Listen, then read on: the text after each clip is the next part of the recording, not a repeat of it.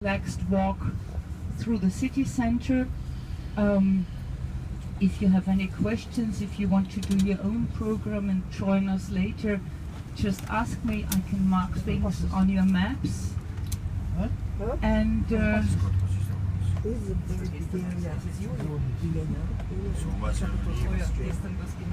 so in case you decide to stay in Vienna for lunch, which is a wonderful idea, you're all set and you know where to find what. I will just keep on going, giving you recommendations for whatever I think is great at the moment in Vienna, lunch places, museums, etc. And of course the Eiffel Tower. It was made in the industrial period when people were very proud that they could do steel constructions like this. And that makes it very special. It's 120 years old and has survived 2 world wars and the fire. And it is still turning. Slowly, to complete a full circle takes 12 minutes because the coaches stop every time they reach ground to let people in and out. It's 64 meters high and it allows you a wonderful view on the surroundings. To the left you see my favorite monument in Vienna on column Admiral Tegethoff, and then there's ships sticking out because this is a monument to the Austrian Navy. But we are a landlocked country, so we don't have a navy. And that is very significant for the whole morning now. I keep on rattling about things and periods and history that happened in the past. The Austrian monarchy was pretty much Middle Europe, had 52 million inhabitants, and of course had access to the sea.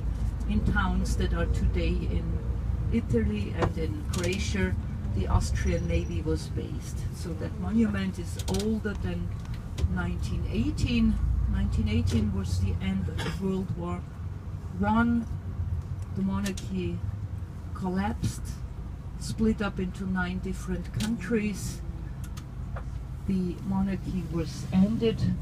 The Habsburgs, the rulers, were sent to exile, and we continued as a republic. And since we are a country of 8 million inhabitants, but we have still all the old buildings and the grand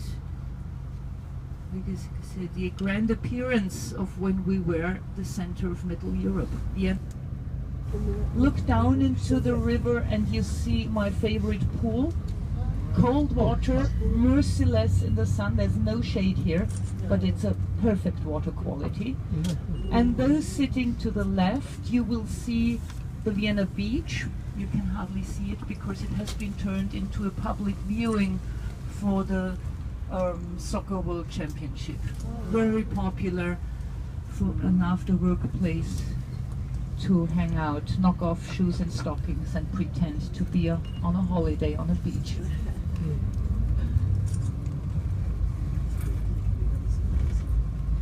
And now I can welcome you on the Ringstraße, a boulevard that was made after the city fortification was pulled down, and that was late, 100 years later than the people in Paris did it.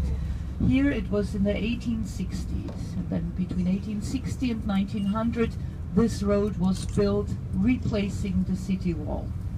To the left, look up at that building, it's the former Ministry of War, and on it is the largest double-headed eagle, which is the symbol of the double monarchy Austrian-Hungary. On these windows, in the first row, you see heads of soldiers in different uniforms, representing the many nations that had to do army service in the Austrian army.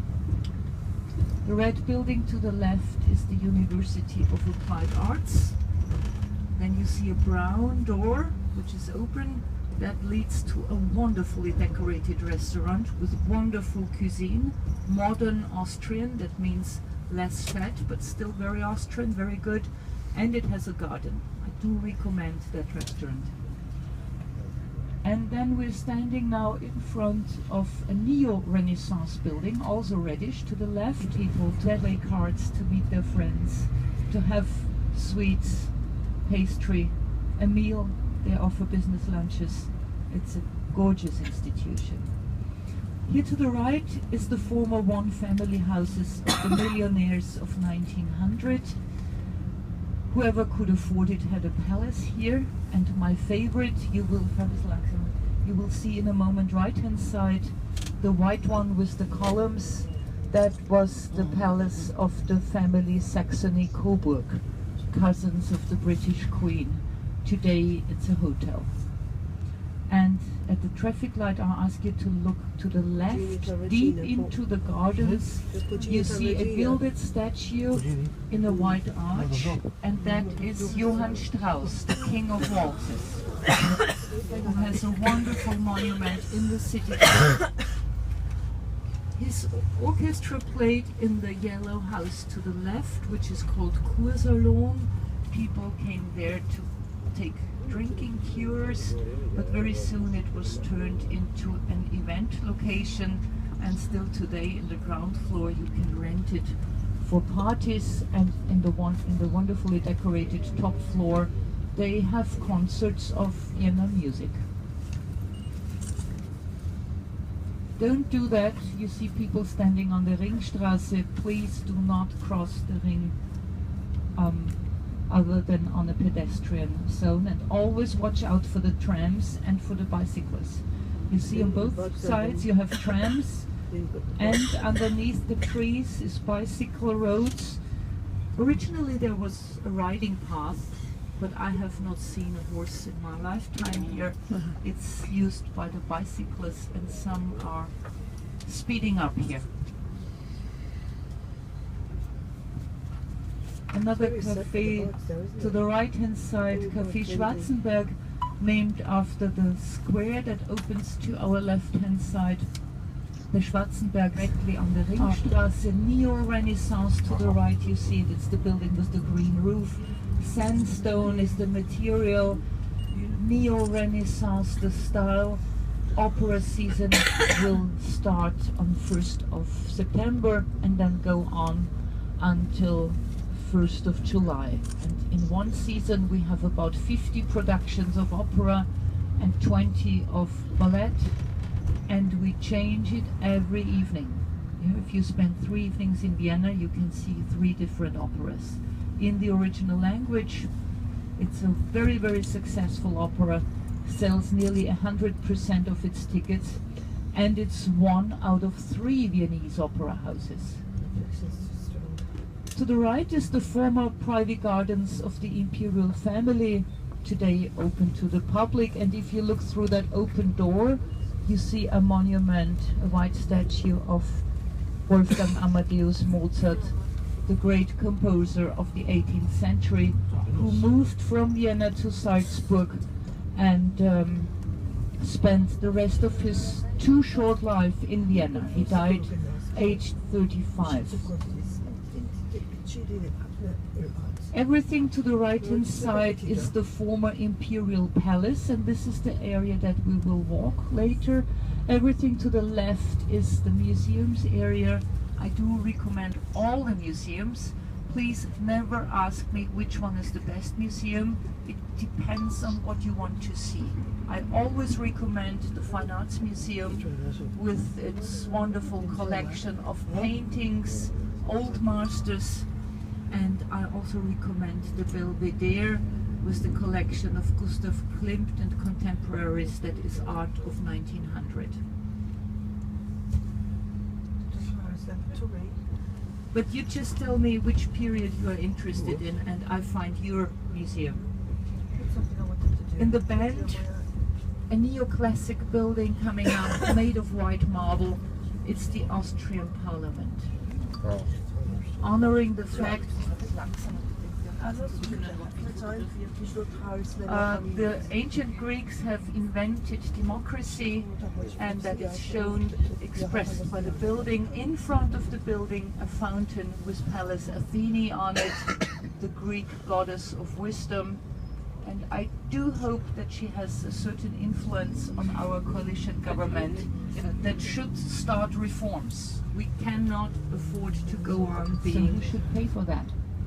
To the right, The National Theatre, I think it's the best stage in the German-speaking countries. And to the left you can hardly see the wonderful City Hall of Vienna in neo-Gothic style. You see there's a screen in front of it, and the whole square is covered with stands where you can have food and drink.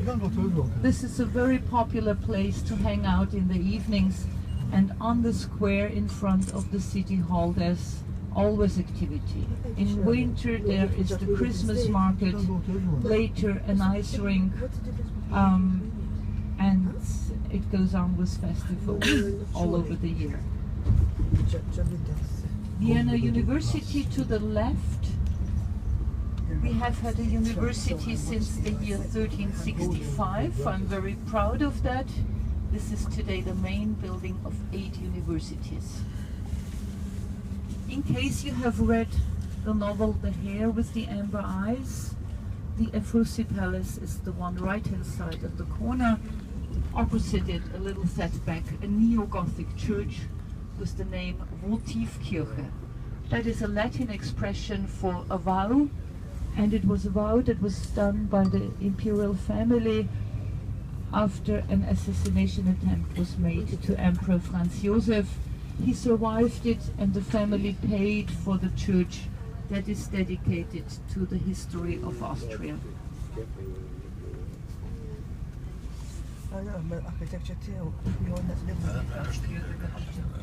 The Old Stock Exchange, a building that you can rent, has a wonderful reception area. Who is renting all these houses? It's not for the high society. I mean, we rent, of course, also to high society, but it's for everybody. Enterprises do present new ideas there, or have Christmas receptions for their staff. And the famous building to the right, the red and yellow one, is called Musikverein. It's the home of the Vienna Philharmonics, and in it is the Golden Music Hall, from where the New Year's concert is broadcast every 1st of January, broadcast to at least 70 countries in the world. I like the 2 pavilions that you see to the left, entrances to the underground in the Art Nouveau style, and they are sort of a quotation of the dome of St. Charles Church. But on it you see the typical Art Nouveau design. Can you see the sunflower? That was their symbol for eternity. The decaying sunflower drops a seed, and the seed starts the next generation. You see it everywhere on the Jugendstil, we call it in German, the Art Nouveau style. Jugendstil was very important in Vienna.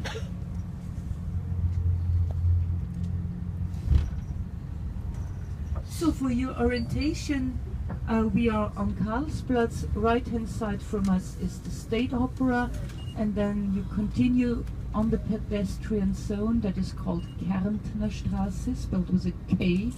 Kärntner Straße. On Kärntner Straße you find the Sacher Hotel, the Sacher Café with the famous chocolate torte. You find the Swarovski store, and it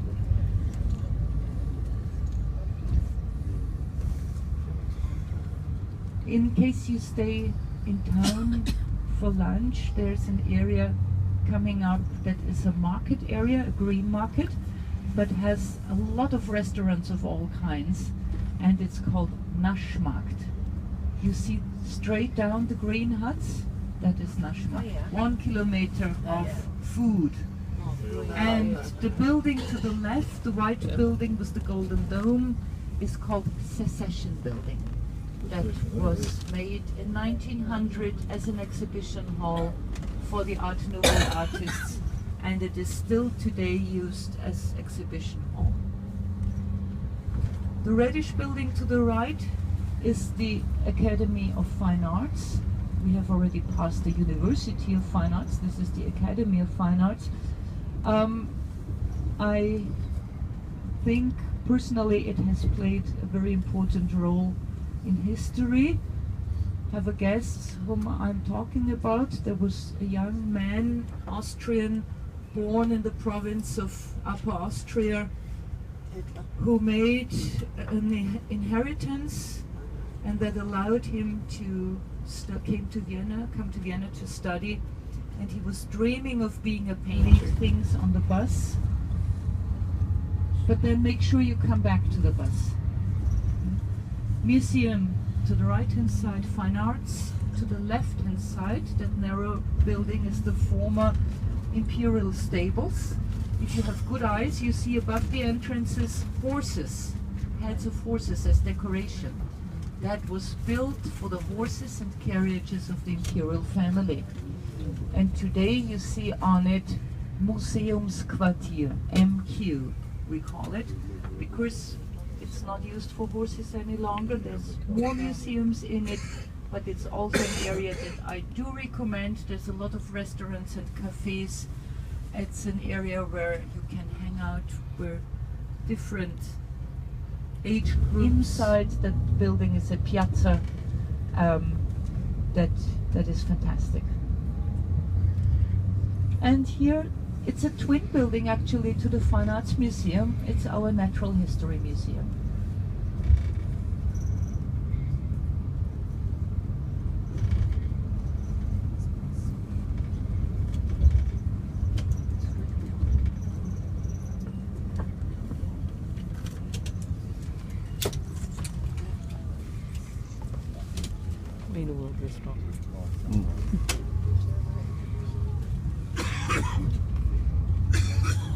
And then do not forget your whisperers. I will be talking to you on channel number 3.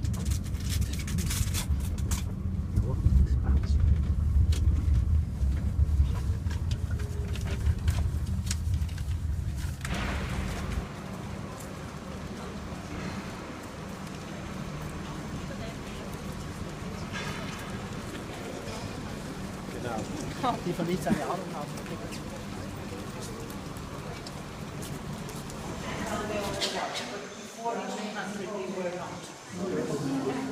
In every season we have about 70 hobbies. The most gifted stallions are picked for the training in Vienna. And the training stripes.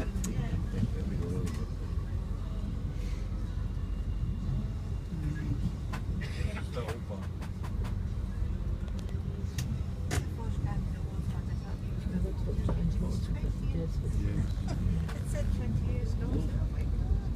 I didn't look forward to it. I mean, the birds were coming. Just guys are everywhere. They Yeah, can't be guys everywhere. Sounds back. I can't remember it, but full down.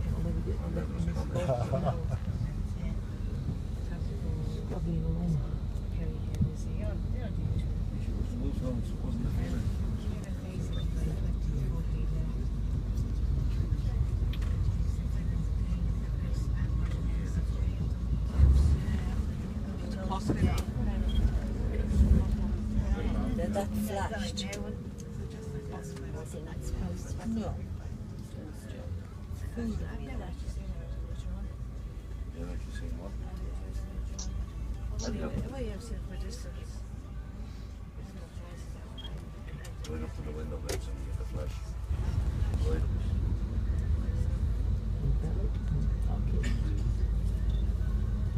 What a volleyball, man. Volleyball.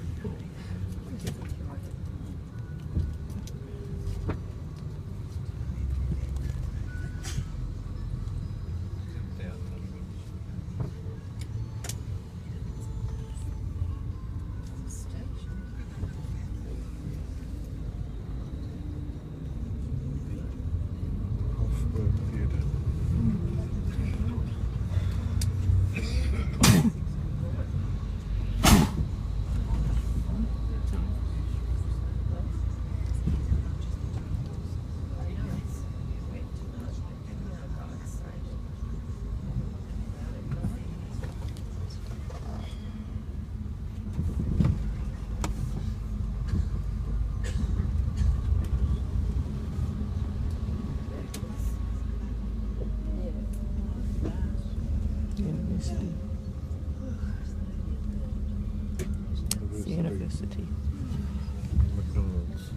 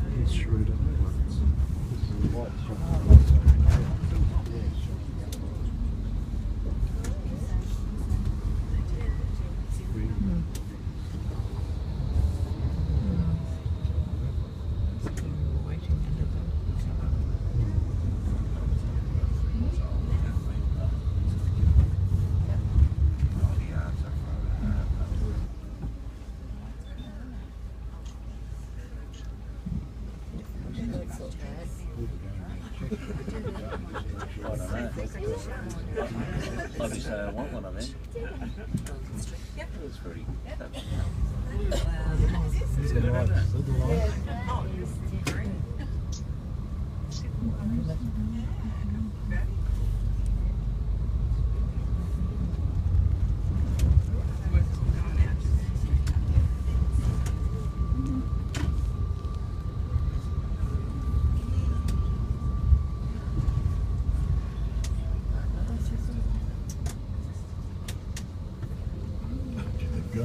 Guy parking there, isn't he?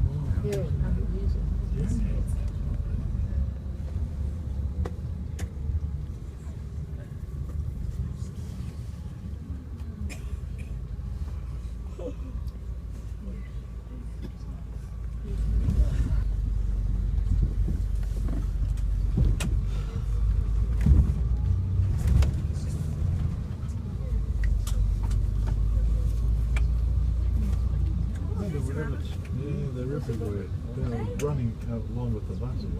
Just a minute ago.